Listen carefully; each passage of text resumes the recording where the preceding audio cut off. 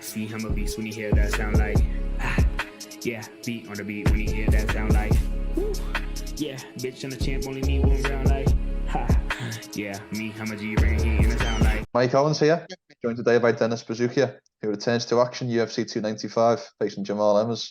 Dennis, a pleasure, my man. How are things with you today? Mike, it's a pleasure. The pleasure's all mine, bro. Thanks for having me, man. How's everything? It's very well. It's good to see you after our brief chat in Boston. Obviously, it wasn't a good night for the team in terms of how results went, but good to see you nonetheless. How have things been since we last spoke? Good, man. Good. I got news of this fight. They actually told me that I would be fighting in MSG in New York, which is my hometown. They told me that weekend in Boston. So I didn't have an opponent, but otherwise I've been good, man. Just training. I'm always in the gym regardless. But really nothing changed, man. Just always training. You should have told me on the day, Dennis, and we could have broke some news on my channel. I mean, I saw I might have seen Shelby the night that we saw. Like I saw you during the day. I saw him at night and in the lobby, and he told me he's looking to put me on the New York card, but it wasn't official. It was just that he was looking, so I couldn't really say anything. It's all good. I checked your record, and I could be wrong here, but as far as I could see, this is going to be your first fight in the state of New York since your debut, your professional debut. Yeah, as a professional, yeah, that's correct. Actually, I didn't even think of that. It's crazy. How does it feel to fight at home? Does it bring any extra energy or any extra nerves? What are the emotions being tied to fighting at home? I would say both energy, extra energy, motivation, and nerves. Of course, this is my hometown. I feel like I'm defending my town, my home. But this is a dream come true. I've been saying it for years that I feel like I manifested this. Like I'm looking at this as my UFC debut because the last one was just short notice. It wasn't like myself. I wasn't able to prepare anything. So I'm looking at this as my UFC debut. And I always believed when I would make my debut, it would be in my hometown in Madison Square Garden on a massive card. And the rest of the manifestation is to get a big knockout and then shine. But so far, the manifestation I feel like has been coming to fruition, and everything that I said that I wanted is coming true, and it's all coming with hard work. So it's just it's a dream come true to say the least to fight in my hometown, especially Madison Square Garden, such a famous arena that I've been to so many times and always in the city. It's I'm so excited, man. How far away do you live from MSG? If I'm in Staten Island where I grew up, 25 minutes. If I'm in Long Island, 35 minutes with no traffic. With traffic, it'll take some time, but if you time it right, yeah, it's right here. I'm always in the city too, man. I'm always chilling out there, always hanging out. Yeah, man, it's gonna be so fun. I can't wait. Well, I was going to ask because I presume as a New Yorker, you've spent many an evening watching sports events or concerts in MSG. So, do you have a favorite memory from spending a night in the garden? Uh, when I watched Lomachenko beat Linares, that might have been one of the best.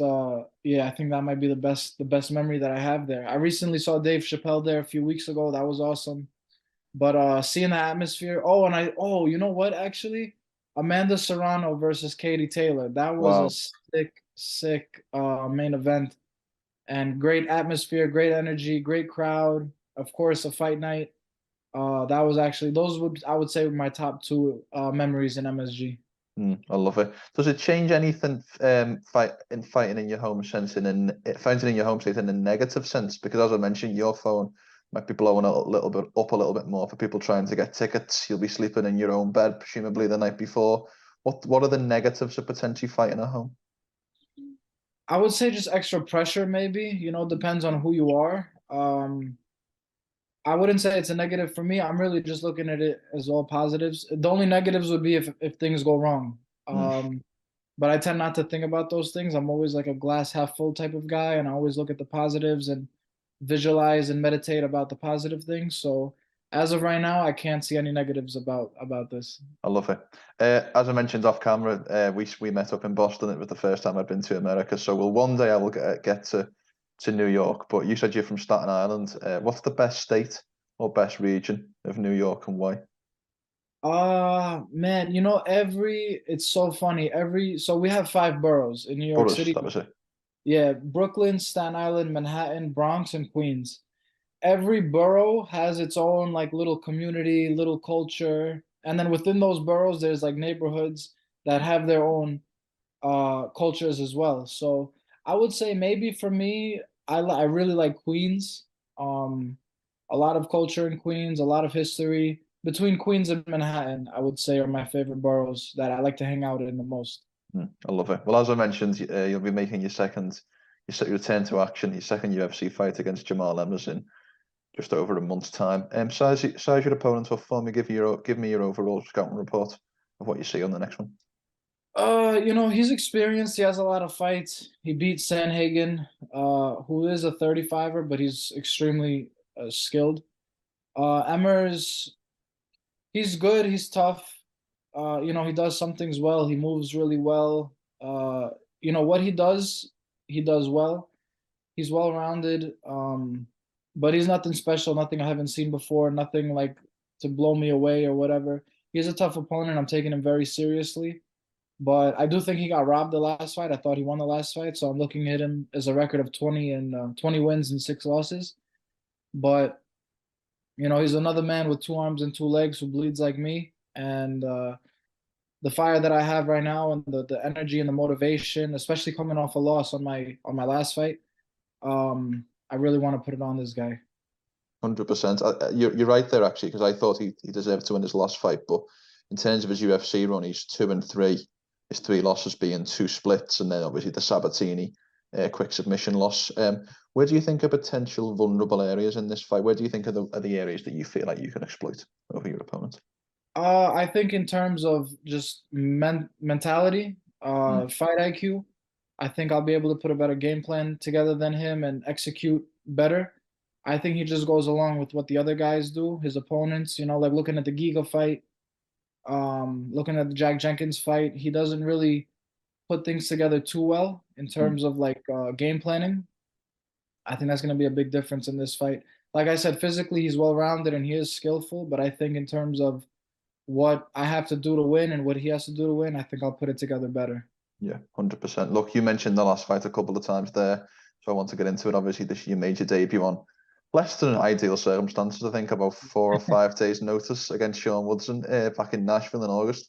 Can you give me a walkthrough of the timeline from what happened when you were initially told that the fight was on the table to fight night? Kind of walk me through what must have been a crazy few days. Yeah, man, it was insane. So I got the call on Tuesday. I had just taken my family to the airport because they were going back to Albania, to the home country. And I was really upset, because it was the first time in like all of our lives, everyone was supposed to be there together. But I had to stay back just to be ready in case a short notice call was coming because I knew something was coming. They told me I was next. So I was just staying back and training. I was going to have a hard training session that night. And so I went and I ate some sushi. I ordered some sushi. I had a bunch of sushi, carbs, pasta, soy sauce. I really filled my belly up, which came to bite me in the ass. So as I was on my way to training, my manager, Daniel Rubenstein, he texted me, "You want to go to Nashville?" I already knew what was going on. So I was like, what's going on in Nashville? Like messing around. And he's like, Woodson's opponent pulls out. Shelby wants to know if you can jump in. I was like, all right, send the contract. Let's go. So I get to the gym. I'm waiting for them to say, for the other side to accept, because it happened so many times before where I accepted and I was supposed to jump in and the other side said no or something happened. And I didn't want to get my hopes up too much. So I get to the gym. I tell Ray, my coaches, my team, and then I'm on the bike. I'm like, all right, I might as well start cutting weight just in case. So I'm on the bike for like 2 hours. And then I have everyone coming up to me because they assumed I was already in. So I'm thinking about the opponent. I have to get corners, flights. I have to pack. When am I going to fly out? Medical stuff. I have to get blood work done. I have to look at the guy's tape. I have to cut all this weight in 3 days. So my head just started spinning. And then I have to also try to prepare somewhat for the opponent, which was Sean Woodson. He's 6'3" at featherweight, which is something you've never seen before. So it was just so much was coming at me. And then I finished training. I was in the gym for like 3 hours that night. I go back. I drive back to Staten Island to pack all my stuff because I had everything there. But that was which is like an hour drive from Long Island. So end of the night, I go back. I start packing. I start trying to waterload whatever I can. I get a haircut at like midnight. I drive back to Long Island because I needed my girlfriend to drive me to the airport because everyone was gone. And then I slept like 3 hours that night, maybe. Sleep, whatever, the adrenaline, the nerves didn't let me Mm. sleep. But 3 hours in bed. I go to the airport. I fly out to Nashville. My teammate Nazim Sadykhov was also fighting at MSG. He came out with me. Um, and then I get off the plane. I go to straight from the plane to the hospital. They take my blood. I'm doing blood work. And then I start the fight week, which was the weight cut and the interviews. Actually, I didn't even do the interviews, but like the signing the posters and getting my meals and everything. And it was just so much at once, man. Like from Tuesday night to fight time, the whole week I slept 10 and a half hours. Like I counted everything Wow. and I just did not sleep the whole week. You know, it was like it was insane. And the night before the fight, I guess because my body was through such an extreme like weight cut, I had like cold sweats all night. I got up to change my shirt like 4 times because I was just soaked. My bed was soaked from sweating. It was just a crazy, crazy few days to say the least. 100%. Look, with the greatest of respect, there's everything with the odds were stacked against you. You know, the timeline. You've got a guy who's had a full camp versus you've had less than a week. All of that, the travel, all of that, the medicals, weight cut, of course. Was there any part of you that thought, let's not take it, or did that ever cross your mind? No, that never crossed my mind, man. I knew like I'm so mentally resilient that I was gonna walk through fire, which I did. Mm. And I knew as tough as the fight would be, like I'm never the type to give up and I never will give up. And I Mm. showed that in the fight. You know, I was in some tough spots with everything considered. Nah, not taking the fight was never in my mind. I was like, this is it. Finally, the opportunity came. I've been waiting so long. Let's just go, you know. And it was all mental at that point. Like I knew I didn't have preparation. I had the hardest weight cut possible. The rehydration wasn't great, of course, because I suffered so much in the weight cut. I wasn't myself in the fight, but like I said, man, mentally I'm unbreakable. So I would never doubt myself and doubt who I am. Yeah, I love it. Well, I think you kind of answered my next question a couple of minutes ago. You said that this is going in. This feels like your real UFC debut. That was kind of the question I wanted to ask. So I guess I'll change it and say, how do you mentally put the last fight behind you? Because as you mentioned, it's two contrasting scenarios: a full camp fighting at home compared to a short notice fight, although halfway across the country. How do you kind of put the last one behind you and move forward into the next?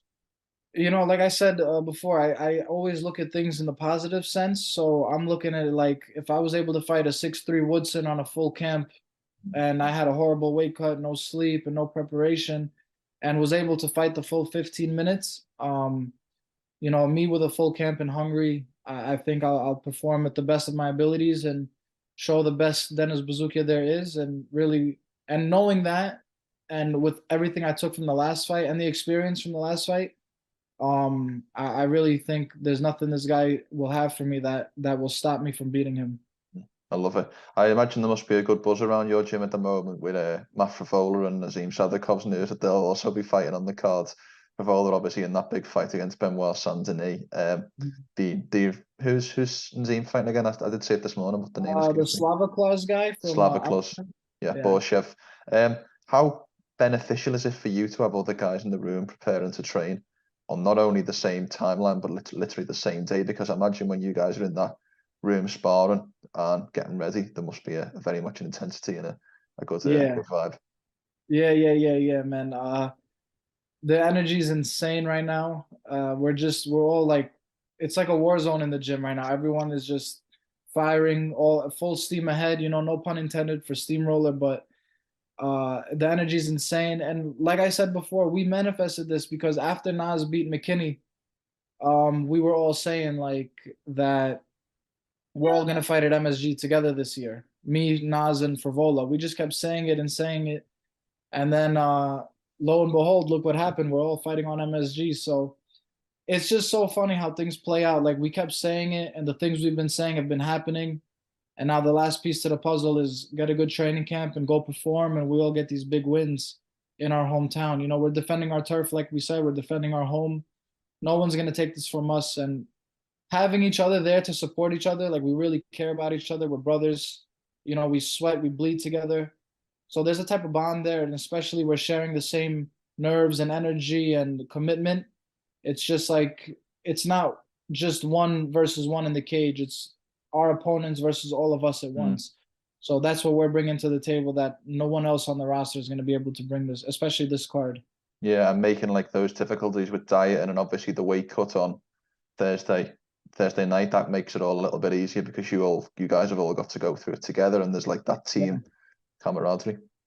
100%. Yeah, like I said, we sweat, we bleed together, we share the same emotions, the same suffering, and the same sacrifices. So having each other there is just extra support for each other. Extra, like we lean on each other when we need to, and we're there for each other. So they're gonna need an army to stop us, man. It's the three of us versus the world, and November 11th. I love it, and it really feels like Longo and Wyve and MMA have really had this. Feels like you guys are starting to get the credit that you deserve a little bit more. Certainly, what Ray and Matt have done with you guys. It obviously for the longest time it was obviously Chris, and then Aljo had his title run, but then with you guys, Matt getting in the top 15 with his win over Drew Dober, it must be nice to see the legendary Longo starting to get his flowers again with the team that he's built. Yeah. Ray is definitely an unsung hero. He's like a father figure for all of us. Even all things considered, like we're a homegrown gym. It's not like it's the top UFC guys flying in from all over the world and coming, and it's like a super hub like Extreme Couture or Kill Cliff, ATT. This is all just a bunch of guys from New York who we all train together. We love the sport. We work hard. But I don't know, man. I don't think we're really getting the credit we deserve. I feel like we're still overlooked in a lot of fights. But it's just more fuel for the fire for us to go and perform and show the world we are the best team, not in a sense of just fighting, but of who we are and our camaraderie and our family vibes. And talking about that, I presume you might get a lot of this in interviews, but I do want to ask you about the controversy surrounding Aljamain Sterling and Merab Dvalishvili and the seeming push from the UFC to try and potentially make that fight. Obviously, with the result of 292, it's maybe not on the table at the moment, but I presume that you are in the camp that Aljo and Merab are in terms of that they don't want to fight and they're sticking to the guns. So what do you make of the whole situation and the pressure, if you like, that both the fans and potentially the UFC are putting on them to fight? Look, for us, like it comes to a point where it depends, like what are you fighting for? For us, like I said, money is not our God. Of course, we all need money and we're in this to make serious money, but there's some things in the world that are more important than just money, and that's relationships and respect and these type of morals. So that's what we carry in the gym. It's not all about money. Of course, we're all fighting for legacy and we want to be the best in the world, but if it comes to a point to fight our brothers, we're not going to fight our brothers. Nas will never fight Frevola, Merab will never fight Aljo. I'll never fight anyone else in the gym, whether 45 or 55. It's just who we are. So they're in a tough position because, of course, the UFC wants it, fans want it, but they don't want it at the end of the day. And for them to be penalized for it or looked down upon, I think it's not really fair. And I think the fans should appreciate more than like what they're not fighting for, in a sense. What they are fighting for and what they're not fighting for. I think fans should appreciate that a little bit more, especially in these days where there's no real substance to people, or no relationships, no trust, no loyalty. So it's a rare thing to see. So I think people should appreciate it, at least in a sense.